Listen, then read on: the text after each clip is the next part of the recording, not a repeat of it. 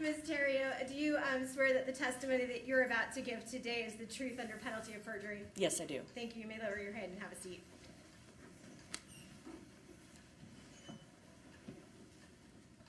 There's some water, I believe, up there and some cups perhaps if you would like to take some and be ready for that or whenever you need to. If you do need to take a break at any time, just let me know. Okay, great, thank you. And you just did it, so I don't even have to tell you. The microphone a little bit closer. So if I could have you just go ahead and introduce yourself to these jurors by stating your name, spelling your last name for the record. Yes, my name is Jill Therriault. Last name is spelled T as in Tom, Herriault. Ms. Theriault, where do you work? I'm currently employed by the New Hampshire State Police Forensic Laboratory in Concord. And what is the New Hampshire State Police Forensic Laboratory?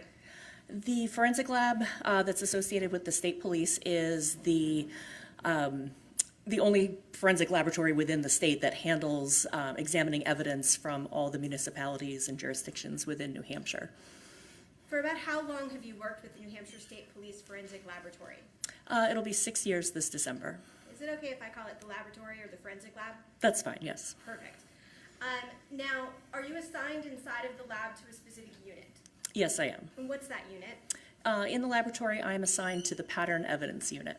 And inside it, well, before I ask you what your job assignment is inside of that unit, what is the pattern evidence unit?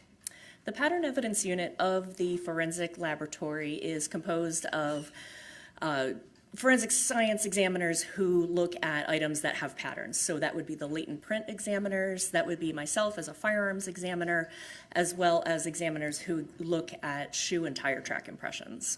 Okay. Now you've indicated you're a firearms examiner. What's your current title with the lab? Currently, I am a forensic scientist 3 in the pattern evidence unit. Okay, and as a forensic scientist 3, you specifically conduct firearms examinations? Yes, one of my duties, or the area that I examine for forensic evidence is firearms and tool marks, and I also conduct examinations of shoe and tire tracks. What kind of work do you do for, and you've described it as examinations, but as a firearms examiner, what kinds of things are you examining? In my capacity, I'm looking at bullets, at cartridge cases, at firearms. Those are all types of pieces of evidence that would be collected from a crime scene and submitted to the laboratory. And I examine those items with a variety of different pieces of equipment at the lab to determine whether or not a bullet or a cartridge case was fired from a particular firearm. And when you talk about bullets or cartridge cases, sometimes do people refer to that as ballistics evidence? They do, yes. Okay. Now, you also indicated that you're a firearms and tool mark examiner. What do you mean by tool mark examiner? What's that? Well, tool mark examination is sort of a broad overview of my particular discipline of forensic science. In one respect, you could consider a firearm as a tool, and the items that are fired through it are items that receive those tool marks. But also, tool marks can encompass any types of marks that are left behind from a tool. So, for example, if someone had tried to break into a building using something to pry open a window, they're using a tool, and that tool is leaving marks, say, for example, on a windowsill or on the opening where a window would be. Or if someone, for example, say they were breaking through a chain link fence and they used a set of bolt cutters to cut through the links on the fence. There are marks that are left behind from those bolt cutters on those individual pieces of wire, and I would examine those pieces of wire to determine whether or not it was a particular set of bolt cutters, for example, that cut those pieces of the chain link fence. So I wanted to speak a little bit generally, just so we understand what your job is. With respect to firearms, what kinds of examinations can you perform that are either tool mark related or related in some other capacity to a firearm? Well, one of the types of examinations that I would conduct would actually be on a firearm itself, and that would be called an operability examination or a function exam. And that is to determine how a firearm that was submitted to the lab is currently functioning in its current condition. So I have a variety of steps that I follow to examine the firearm, determine its operability. Is it safe? Is there anything wrong with it? Is it going to fire in the way that I expect it to? What are the safety features of it? With the end result of actually selecting ammunition from the laboratory to supply and test firing that firearm. Now, the other part of the types of examinations I would do would be on bullets and cartridge cases, looking at those using a microscope. Oh, I'm so sorry. I apologize. It's okay. Just with respect to ballistics, those ballistics items that you're talking about, bullets and casings, when you generally are talking about examinations of those, can you go ahead and explain to us what those examinations would be? Yes, so looking at bullets and cartridge cases collected from a crime scene, there's various features that would be left behind on those items from the gun that fired it. And I'll use a variety of equipment at the lab to look at those items to determine specifically whether or not they were fired in a particular gun. Now, for all of these things that you do with tool mark examination, firearms examinations, ballistics examinations, do you have any kind of education, training that allows you to do this type of analysis and work? Yes, I do. Can you go ahead and describe that for us? Well, before I got started in the field, I did receive my Bachelor of Science degree from Rutgers University in 2001. But the main course of the main area where I learned how to become a firearms examiner was with my employment with the Miami-Dade Police Department down in Miami, Florida. When I was hired on by that department in the forensic lab down there, I began an in-house training program that was conducted under the supervision of a senior firearms examiner.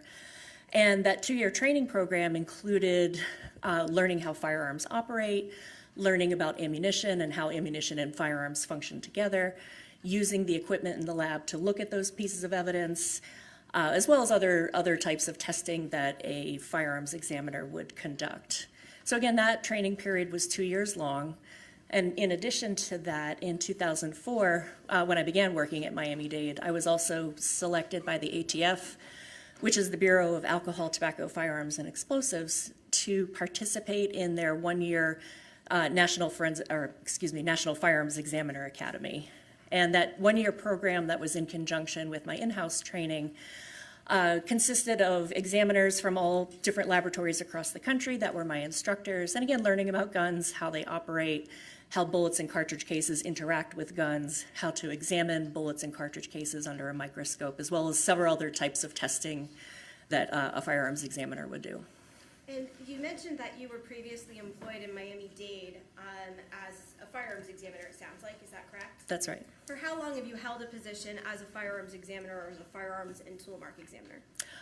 Now it's been over 20 years. So I spent 10 years at the Miami-Dade lab down in Miami, Florida. I spent 6 years as the section supervisor of the Connecticut State Forensic Laboratory. And for the last almost 6 years, I've been here in New Hampshire. In addition to conducting your own examinations of firearms and ballistics evidence, do you also serve as sort of a peer reviewer or review analyses that are conducted by other people in the department for accuracy? Yes, I do.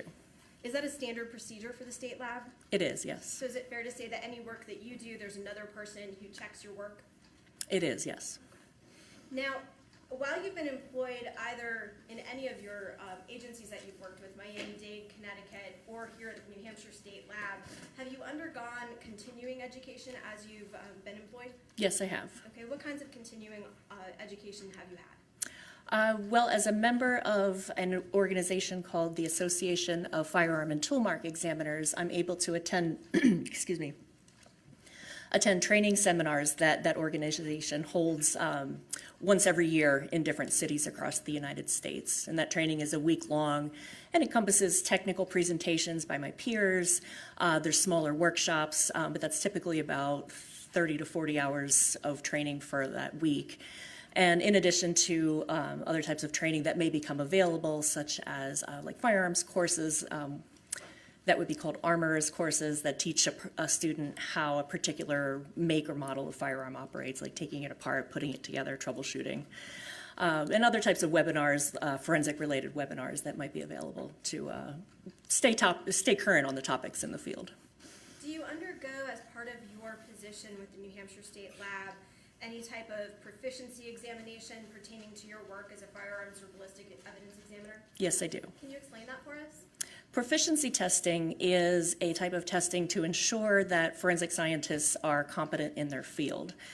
The laboratory will receive from a private company essentially a practical test. I don't know what the answer is to it.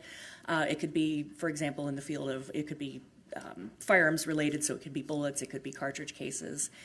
And that type of testing to test my skills to ensure that I'm competent in conducting this type, where I would examine those pieces that are, again, the answers are unknown to me.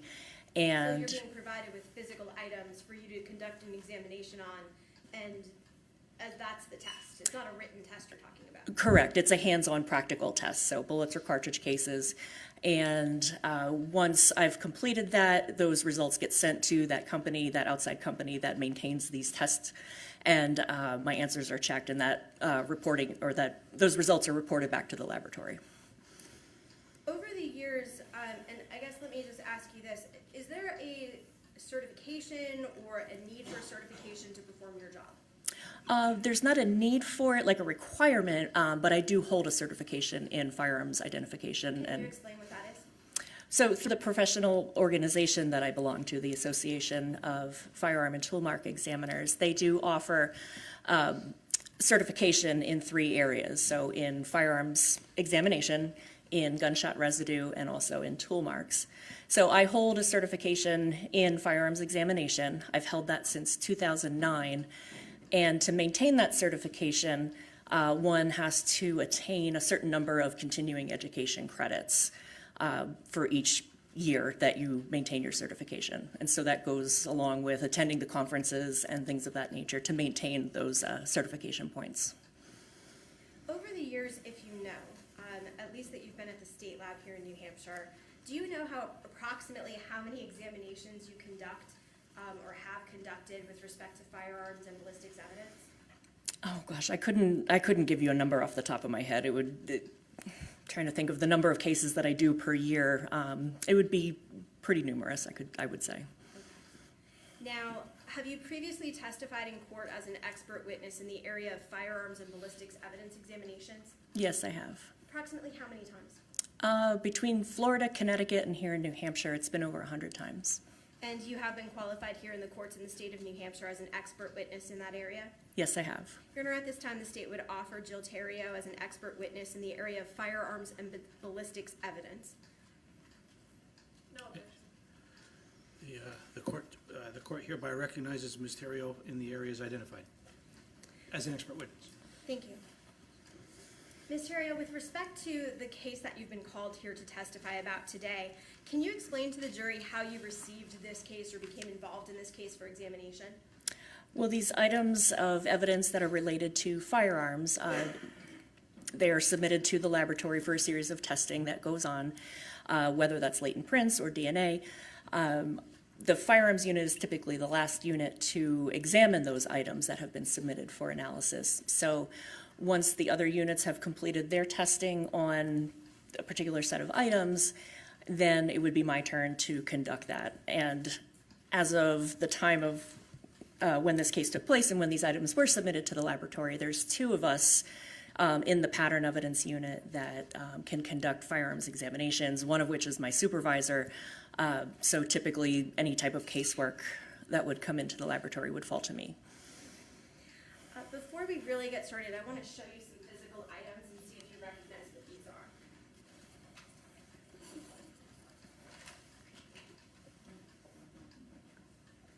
So the first item I'm going to show you is what is in evidence, and please, if you need a minute, just go ahead. Oh, I do. Absolutely, take your time. Okay, thank you. There are gloves there. There was another box somewhere, but those are if you need them. Okay. So I'm showing you what is in evidence is State's Exhibit 20A. For the current moment, I'm just going to ask you to look at the item and not remove it from its container. Yes. I mean, it's in evidence, but it just.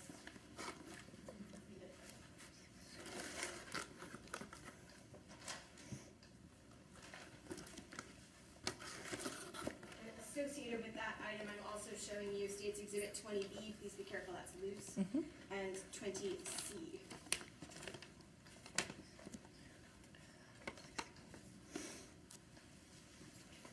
Okay. With respect to State's Exhibit 20. Okay. With respect to State's Exhibit 20A, is this the firearm that you received to examine related to this case? Yes, it is. Okay. And with respect to State's Exhibit 20B, is that the magazine for that firearm and its related ammunition that you received? Let's see, 20, I'm sorry, which exhibit was it? 20B? 20B. Oh, I went backwards, so I apologize. Is 20B the live cartridge that you received as part of evidence with this weapon? Yes, it is. And with respect to State's Exhibit 20C, is that the magazine for that firearm?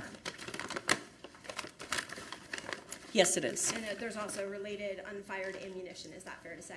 In that item, yes. Just correct my notes, I apologize.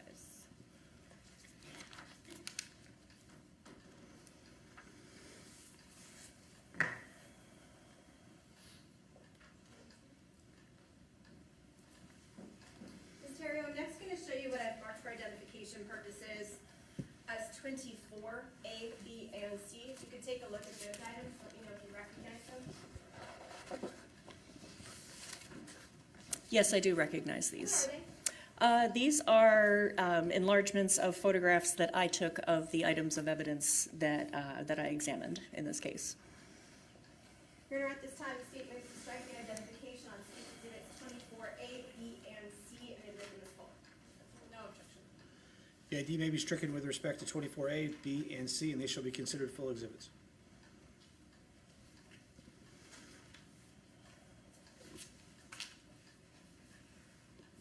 Now, as you look at, I took them away. If you need them back, let me know. But State's Exhibit 24A that you just looked at, that photograph of the weapon, Yes, is that consistent with how Exhibit 20A looks now? it is, yes.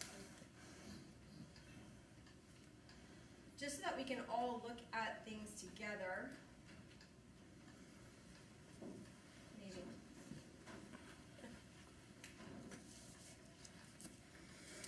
Apparently I forgot how a pointer works. There we go. So I've got up on the screen, and you should have it next to you, and it should be in front for the jury to see as well, State's Exhibit 24A. And you've indicated that State's Exhibit 20A, as you look at it, it's in the same sort of position now. The photograph on the screen here is how I received it when I first, before I did any examination of it. And how it's in front of me is in a slightly different position as far as its position inside of the box, but it appears to be in the same condition that when it left my custody. So with respect to that weapon, when you received it, can you explain to us how you begin an examination as to that item? So to examine a firearm that comes to me at the forensic laboratory, first, like we have in the photo here, I want to document how I received it. So I'll take a photograph of the outside of the package and then a photograph of the items that are inside of that package. And here we have a pistol, another plastic bag that was created by another examiner at the laboratory, and my little blue ruler that's in the photo.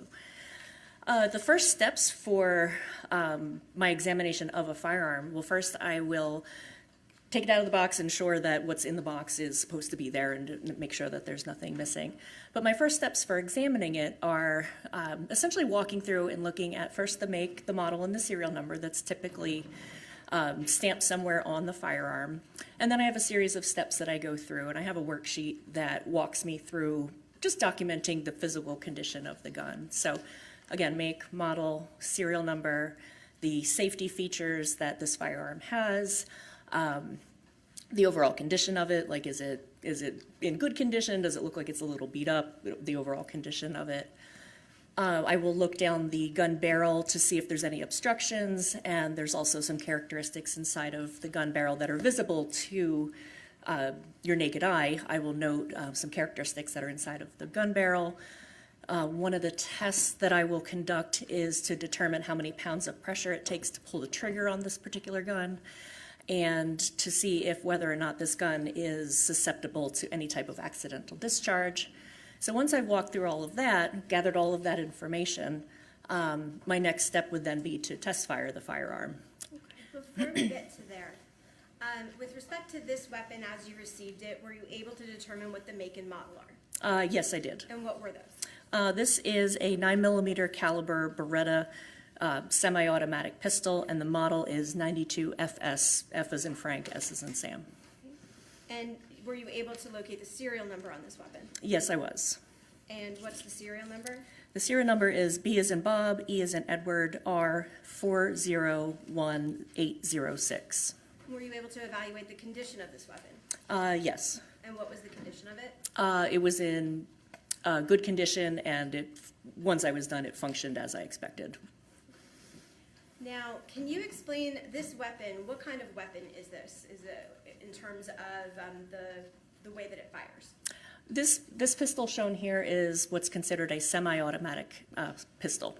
Can you explain to us how it is that a semi-automatic pistol fires? There's a number of steps that occur when firing a semi-automatic pistol, but the semi-automatic part refers to the number of rounds that it'll fire when the trigger is pulled. So semi-automatic means that to fire one round, you have to pull the trigger once. So with each shot, it would be one pull of the trigger. Essentially, this type of gun would take a source of ammunition called a magazine. Some folks know it as a clip, but more correctly, it would be called a magazine. A magazine would be filled with live cartridges or rounds of ammunition. That magazine that has ammunition in it will then get placed into the grip or the handle part of the firearm. Now, in order to make this particular type of gun operate, like in the photograph here that you see on the screen, there's a top part of the firearm called the slide, and it's sort of a top part of it, and in the photograph here, it's what's called the open position.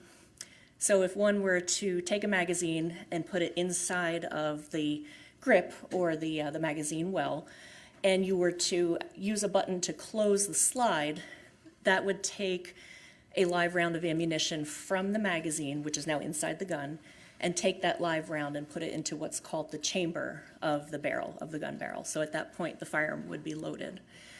At that point, the way that this pistol is designed, there's a part called the hammer, which is when you send the slide forward, it'll be in a cocked position, so this firearm will be ready to fire.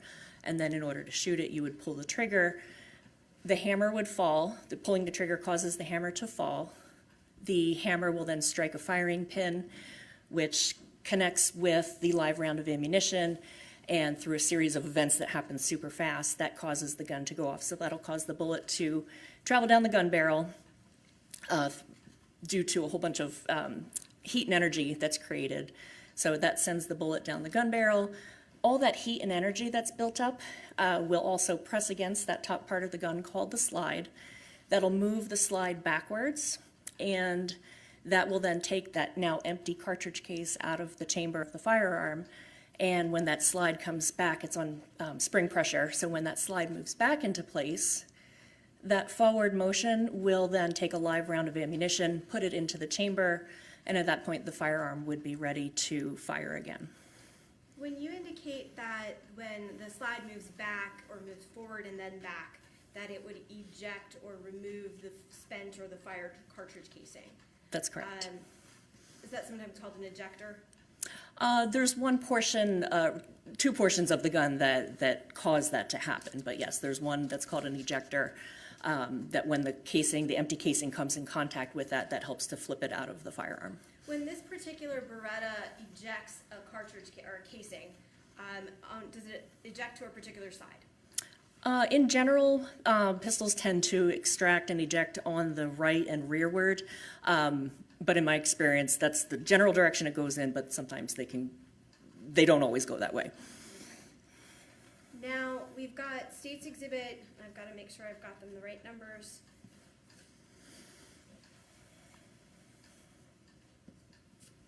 So we've looked at 20C, which is the magazine and the ammunition, correct? Yes, 20C is the magazine and ammo. So moving forward on here, I'm putting States 24B, which is in evidence on the screen.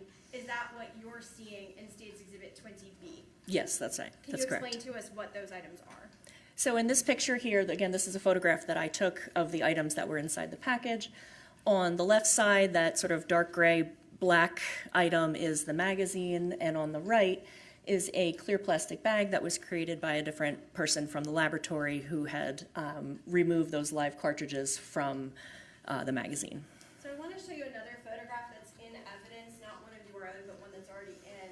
Looking at States Exhibit 24B and States Exhibit 19H, are these the same items? So that item in 20B is KPP-2B on the bag? Yes, the bag here says KPP-2B, yes. Okay. Since they're all just sort of in a bag, is that consistent with the number of items that were recovered from that particular magazine? Let's see. I have 13 that were taken out of that, and if that is 13.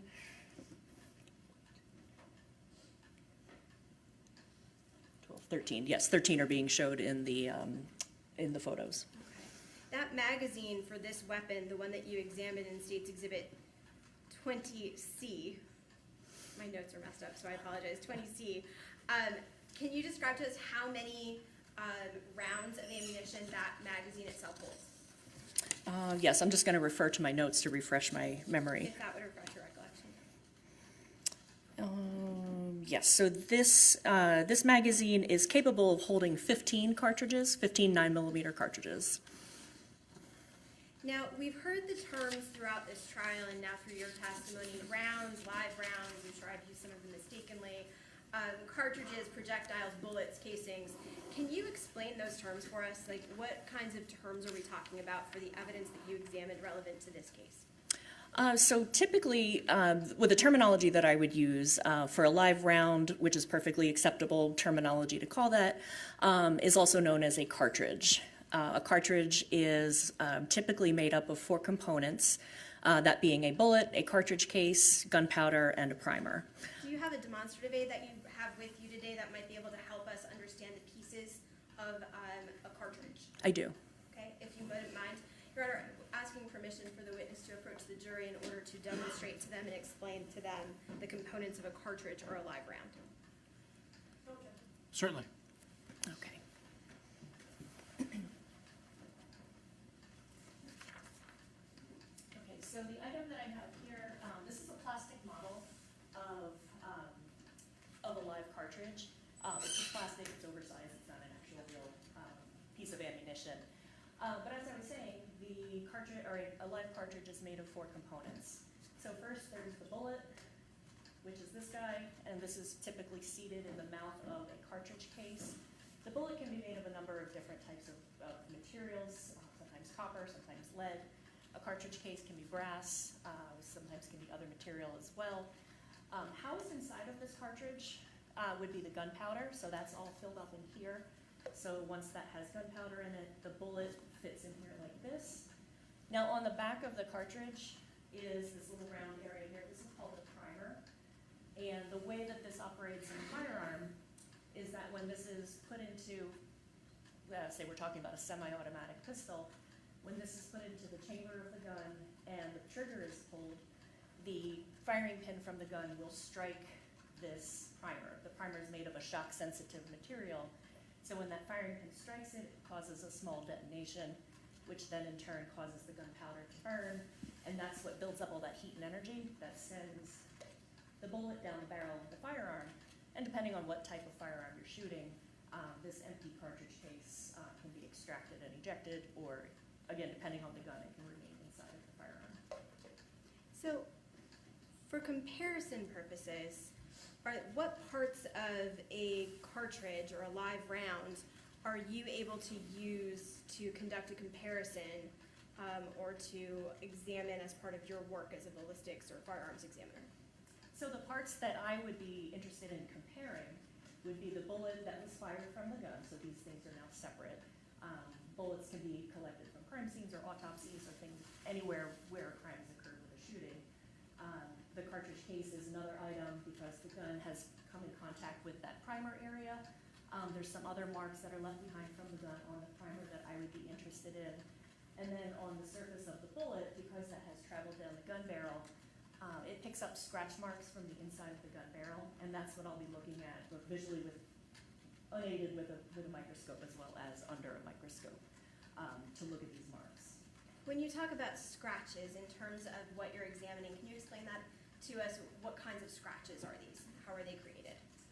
Well, when we're talking about that type of marking that's left behind on a bullet, the inside of the gun barrel is, it has areas of what's called lands and grooves, which are areas of high and low that are carved into the gun barrel by the manufacturer.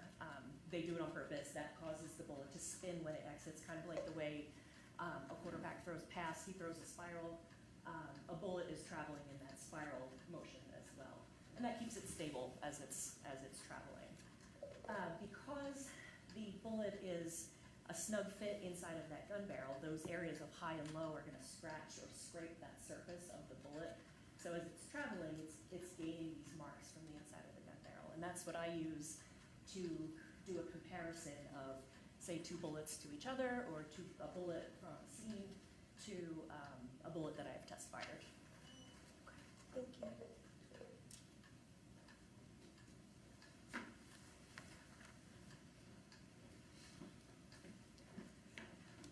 You had indicated that your examination of these types of ballistic evidence occurs partially visually, but then with a microscope. Correct. Can you explain to us is it like the microscope I used to use in science class, or is it something different? It's similar to the one we had in science class. The device that I use is called a comparison microscope that takes two of those types of microscopes, connects them through a series of mirrors and prisms that lets the user look through a set of eyepieces and see two things at the same time. When you are conducting this type of an examination, what kinds of conclusions can you come to after you're comparing, either you said bullets to other bullets fired at or recovered from the same place, or a bullet compared to a test fire? The three conclusions that I can come to with regard to the forensic evidence that I look at includes an identification, which means that this bullet or this cartridge case was fired from this particular gun, or these two bullets were fired from the same gun. The opposite of that is an exclusion or an elimination, meaning that there were differences between the two, and that means that this bullet or this cartridge case was not fired in this particular firearm, or these two bullets or these two casings were not fired in the same gun. Now, right in between there is what's called inconclusive. Inconclusive basically means that there's not enough information on those items to make a definitive yes it was or no it's not. Now, I am going to ask you, and I want to do this so that we're very clear. The weapon that you have in State's Exhibit 20A inside of this box, Yes. as it stands right now, it's fully unloaded, is that fair to say? Yes, it is. I can tell that by a zip tie that I've placed through the action of the firearm. Okay, and there's no magazine inserted in it? Correct. Okay. With the court's permission, I would like to ask you to remove this item from the box and publish it to the jury so they can ask you some questions about it. Okay. Yes. So there are some scissors right here. Thank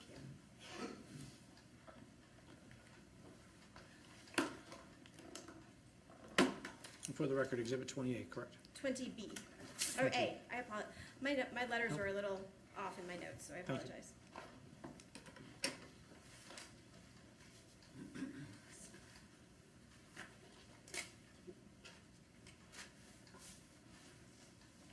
There's no biological or any kind of material on this firearm, so the gloves are kind of giant. I'm gonna hold it with my bare hands.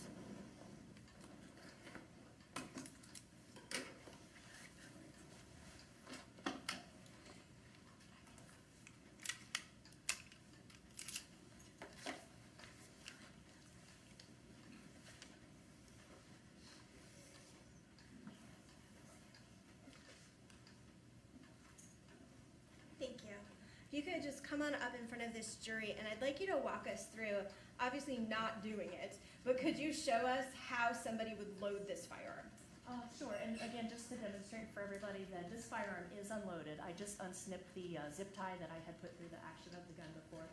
So it's unloaded, there's nothing in the chamber here, which is where a cartridge would go, and the magazine that normally would go right here is not present. So regardless, I'm gonna keep this pointed downward just to observe all the city procedures.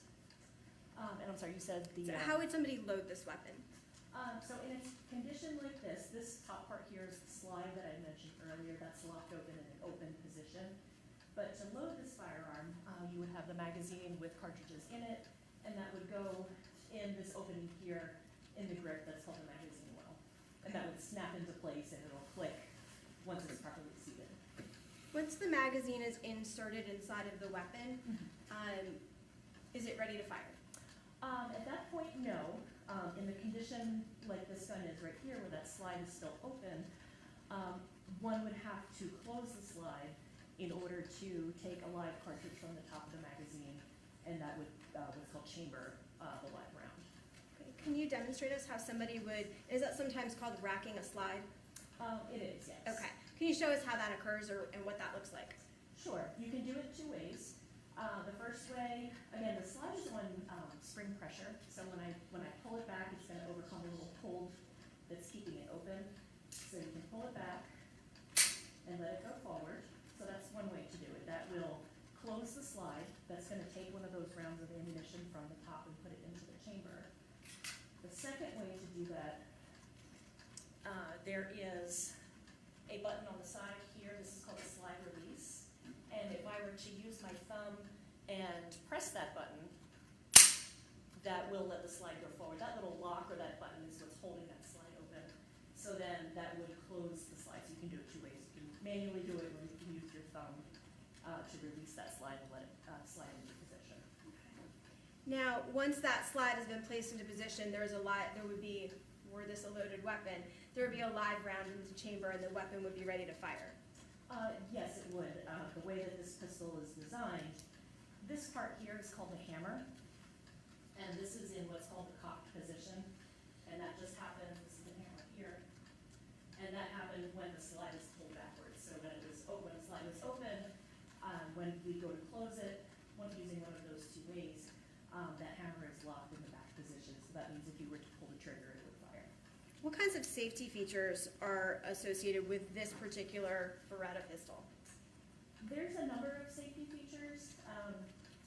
There's one right here, if you can see, again, I'm going to keep this pointed down, but there's a red dot that's right here, and that's indicating that the safety is off. So if I were to rotate this lever, now what that did right there, that's two things that happen. One, it's a manual safety that will keep the gun from firing, and that click that we all just heard is called a decocker.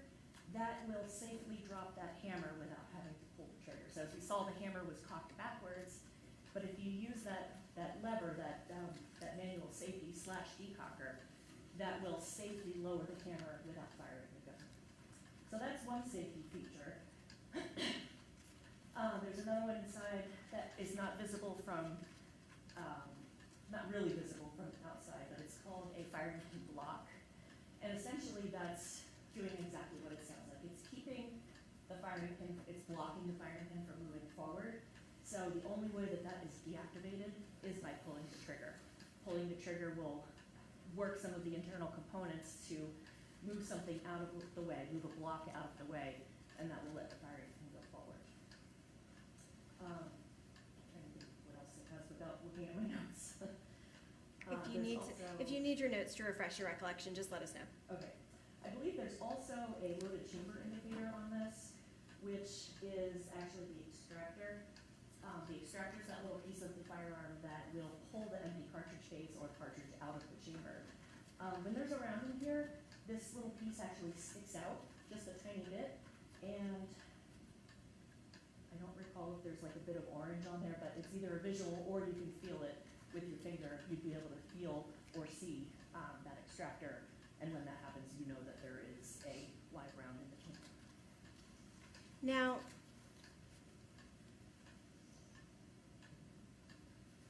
not sure I'm going to phrase this correctly, so please correct me. When firing this weapon, does it have sights? It does, yes. Can you explain to us what those are?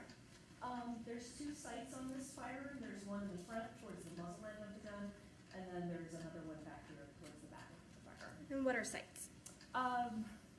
They are on the firearm to assist in aiming at a target. And you had described to us earlier when you were seated and without the weapon in your hand about ejecting from the gun. Can you show where that ejection would occur from on this weapon? Yes. So what I'm going to do here is open the slide and lock it open. So on the top of the gun here, there's this opening. Inside here is the chamber. This is the chamber. That's where the live round or an cartridge case would be. So the extractor and the ejector, when this slide is coming backwards, that will cause the decocker, decocking the gun. That will fly out of this open area here. So when this slide is open, the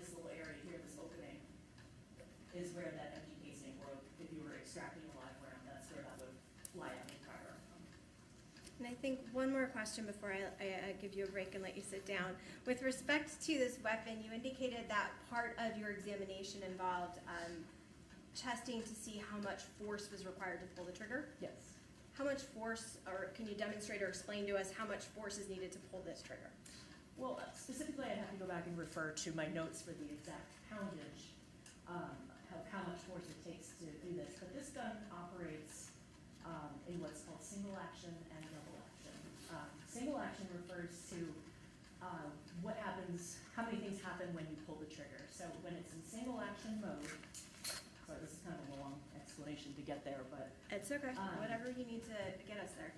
so when the slide comes forward, and remember how we have that hammer in that cocked position, if I were to fire this gun, that would be called single action, because when you pull the trigger, one thing is happening.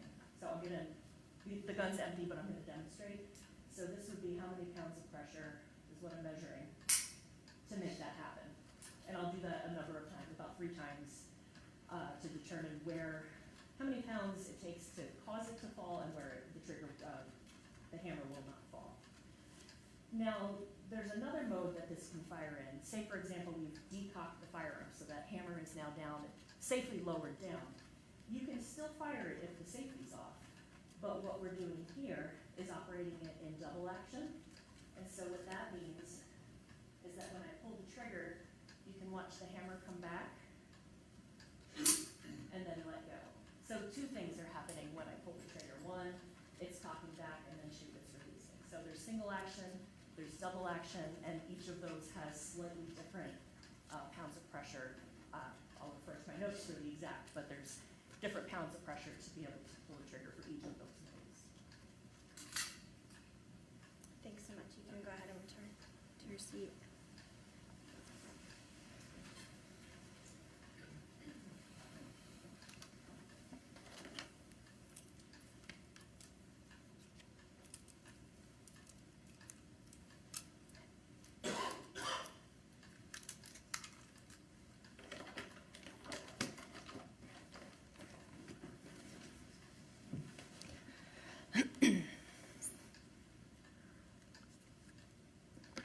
I'll go ahead and restate that question. If you Yes. recall, or if you can refresh your recollection, can you describe to us how many pounds of pressure it takes to pull this trigger, both in single action and then in double action mode?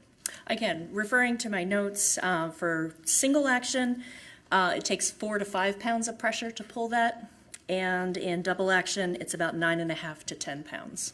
Is there something that you can give us, sort of a real-world measurement, but 4 to 5 pounds, what does that equate to? 4 to 5 pounds would be about a bag of sugar from the grocery store. You can imagine how much that weighs. I think these days it's 4 pounds because they're smaller. 9.5 to 10 pounds would be a large bag of flour, for example, or a gallon of milk, maybe a little bit heavier than a gallon of milk. So if you can imagine sort of the weights of that, that's how much pressure would be put on the triggers in either single or double action.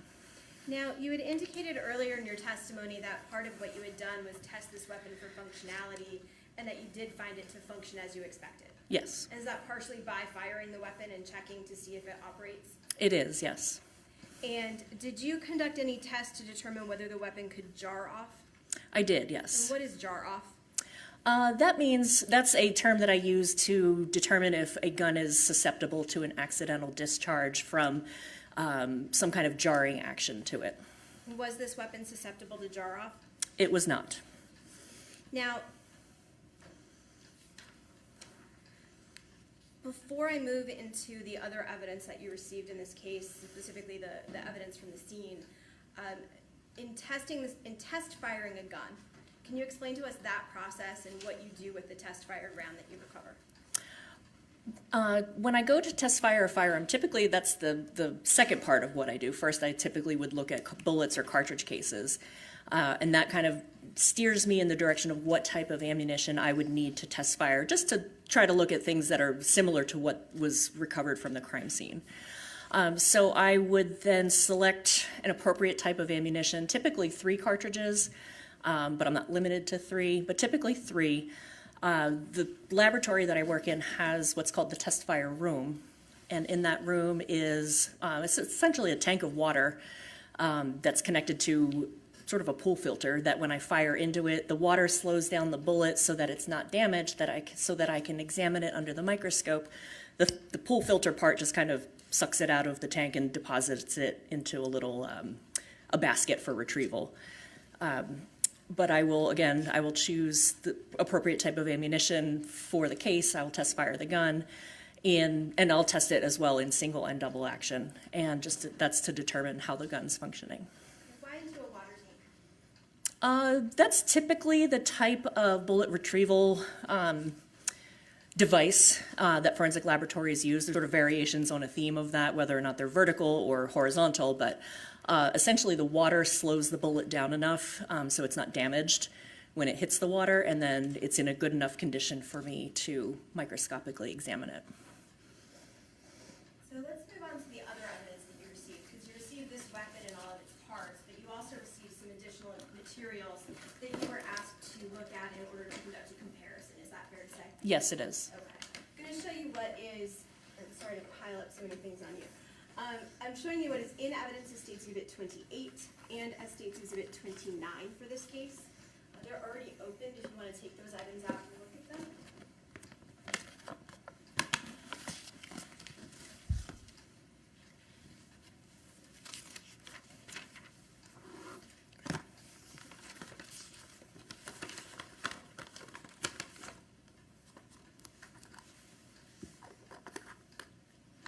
Okay. Do you recognize those items? Yes, I do. Were they part of your examination? Yes, they are. Now, those are casings and a projectile. Is that fair? A casing and a projectile, fair to say? Correct, yes. One casing and one bullet or one Is projectile. there some way in which you know that you examined those two items yourself? There is, yes. Can you explain what that is? Excuse me. Well, first I recognize my initials on the outside of the packaging, but more specifically on the items themselves. On the cartridge case, I will have scribed with an engraving tool on the body, on sort of the body part of the cartridge case. I will scribe the case number, the item number, and my initials, so that way I know that this is the case that this belongs to, which I can see here. And then on the bullet, once that has been cleaned, I will also inscribe that same information, the case number, which particular item number this is, and my initials. Now, once you examined those two items, you were able to choose an ammunition that matched up with them. Is that fair to say? Yes, it is. Inside of State's Exhibit 20A, there's a small envelope. Does that contain your test-fired rounds that you fired into that water tank and recovered? It does, yes. Now, with respect to your examination of the casing and then the projectile, could you walk us through what you did? So once I have examined, well, first on a preliminary basis, I will have examined the bullet and the cartridge case, gathering all of the physical characteristics of each of those items. Again, filling out a worksheet that asks for all of the pertinent information. So if I'm talking about the bullet, it would be how much does it weigh, what caliber is it, what is it made of, any type of damage to it, and I'll conduct that same sort of overview of the cartridge case. Once I've done that, then on the microscope that I use to conduct the comparisons, I will use one of the test-fired bullets that I just shot from the firearm, and I will put that on one side of the microscope, and then the evidence bullet on the other stage of the microscope. And again, looking through the eyepieces on this piece of equipment lets me see those two things at the same time. And so I will, on the bullet, look for those scratch marks that I discussed earlier, those individual characteristics that are unique to that particular gun, looking for that same pattern, matching that pattern that I see on the surface of the bullet from the crime scene. And so once I've done that, I can come to one of those three conclusions, and I'll conduct a similar examination on the fired cartridge case, again with a test-fired cartridge case on one side of the stage of the microscope and the one from the scene on the other.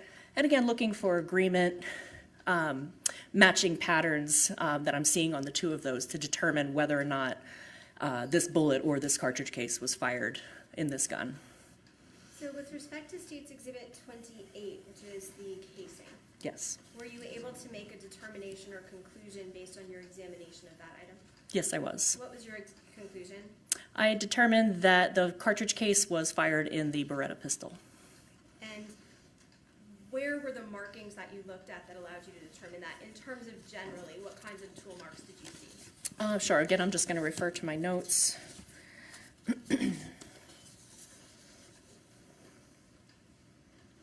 So on this, I was specifically looking at where the firing pin struck the cartridge case on the primer.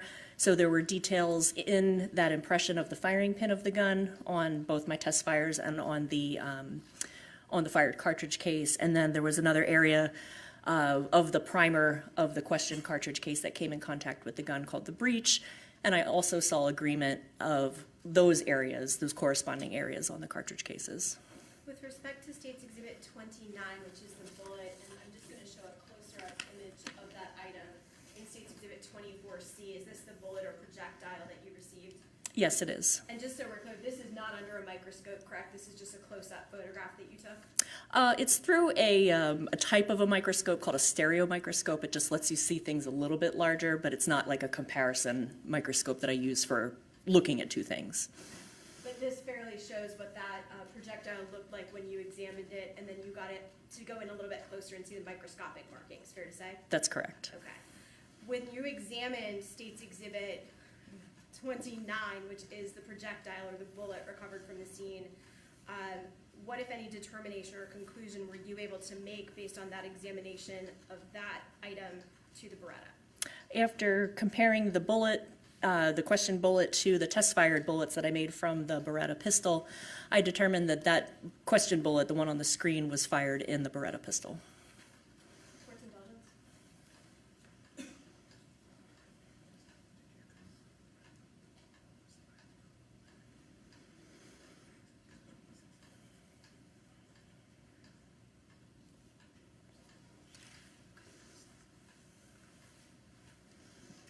Just one question about this particular Beretta handgun. If there were a magazine, a loaded magazine, inserted into that weapon, is it possible to insert that magazine without simultaneously loading a live cartridge into the chamber? I'm sorry, could you repeat that one more time? I'm sorry. Is there any way to put a 15-round magazine into that Beretta handgun and not have one of the rounds load into the chamber and be ready to fire? Yes. Can you explain that? I sure will, yes. If you took the magazine that had ammunition in it and simply just placed it in the gun, whether or not the slide is open or closed wouldn't matter at that point. But if you were to just place the magazine, the loaded magazine, into the pistol, there would not be any round in the chamber of the gun because that slide hasn't moved back and forth to be able to take one from the magazine and put it into the chamber. So that would be whether the slide was open or closed. So let me ask you if you can take the gun and come over here and show us how that would work. Don't insert the magazine, but go ahead and show us how that would work.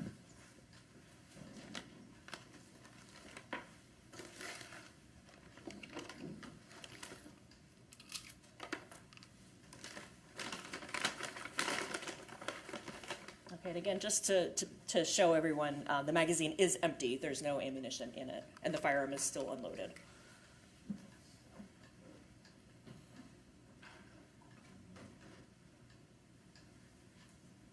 So if this magazine had ammunition in it, again, it would be placed into the magazine well of the firearm. So I'm just going to kind of hold it in front here. The only way that you would be able to get around from here into the chamber would be to pull the slide back and let it go forward, which would then take that first round that's on the top of here and put that into the chamber. But if the gun was simply, I'm going to talk this really quick. If the firearm was simply like this, with the slide closed, and you took your magazine with ammunition in it, again, it's empty. But if you were to put it in like that and didn't do anything else, there would not be a round in the chamber. So as that weapon would be, if that magazine that you put in there had 15 rounds, which is capacity, is that fair to say? Yes. Inside of it, and it was in this position, and you put the magazine in, there would not be a round in the chamber ready to fire. Right, because the slide is closed, there's no ammunition, well, in this case, there's no ammunition in that, but if there was some in here, and you were to just simply put this into place, there's nothing in the chamber of the gun as of that would then put a chamber, put a round in the chamber of the gun. So if you were storing your weapon in this manner, with the loaded 15-round mag inside of the handle or the magazine well, and had not placed or removed the slide to have a live cartridge loaded, and you wanted to fire the gun, can you show us what you would have to do To actually fire it? to fire it? Well, there would have to be, again, ammo in the magazine. You would take this isn't gonna work quite as well because this is empty and it's gonna hold the slide open because this is empty, but I'll demonstrate from here. So if this was loaded, this firearm was like this. If you were to put the magazine in, okay, I'm not gonna seat it totally because if it's empty and I pull the slide back, it's gonna lock open. But if I rack the slide like that and there was ammunition in the magazine, that racking of that slide would then put a round in the chamber. At this point, I had the safety on, so the hammer couldn't be locked in that ready-to-go position. But if the safety was off, you can see the little red button. I'm just gonna reset that. So if we put that in and we close the slide and there was a round in there, at that point it would be ready to fire. If you were to pull the trigger in this capacity, in this position here, it would go off.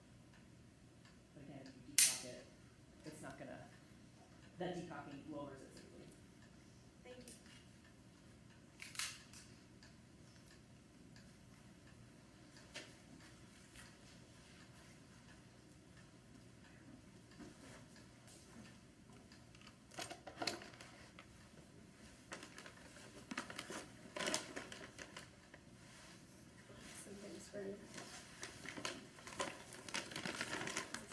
That's the cartridge case.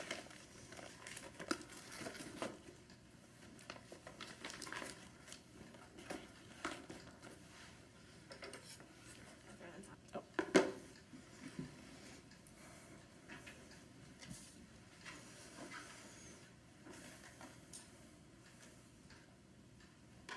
have no further questions for this witness.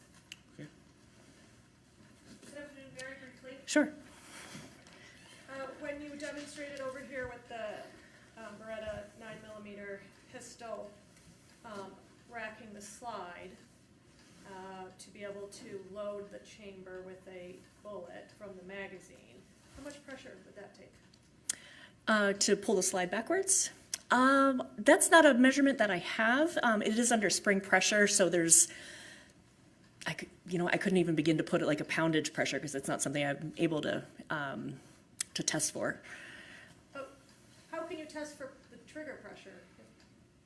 Well, for the trigger, to see how much pounds of pressure it takes to pull the trigger, I have essentially it's called a spring gauge. It kind of looks like a scale, like you would use to measure how heavy your luggage is before you go to the airport. But that has a hook on it that I can place on the trigger of the gun to determine how many pounds of pressure in single or double action to do that. But there's no device to measure how much pressure it is to pull the slide backwards.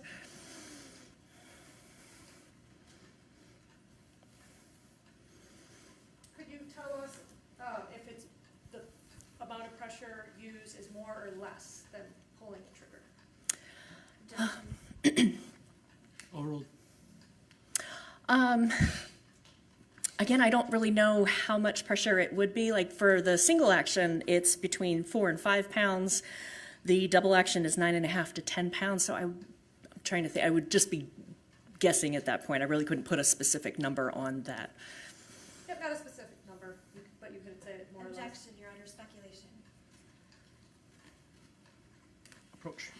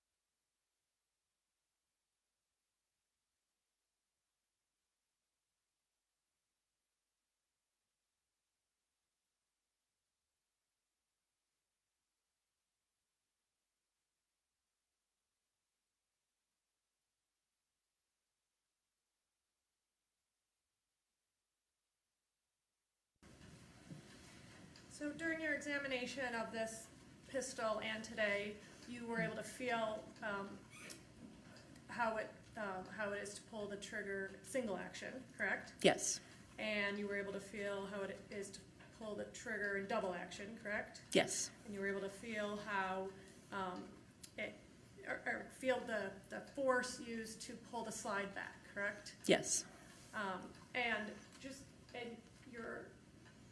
in how it feels, does it feel like it's as much pressure or more? Is that fair to say? I think if I had to estimate, I don't think it's as light as the single action is, because that's pulling the trigger. That's 4 to 5 pounds isn't a whole lot. 10 to 12 is what I would describe as a stiff trigger, stiff-ish type of trigger. So I would say maybe somewhere in between there, roughly.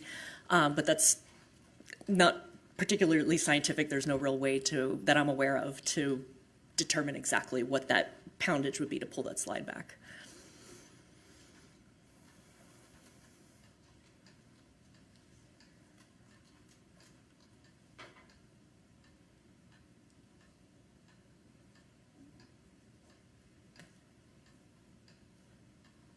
No more questions, thank you.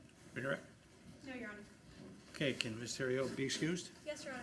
Okay, thank you. Thank you.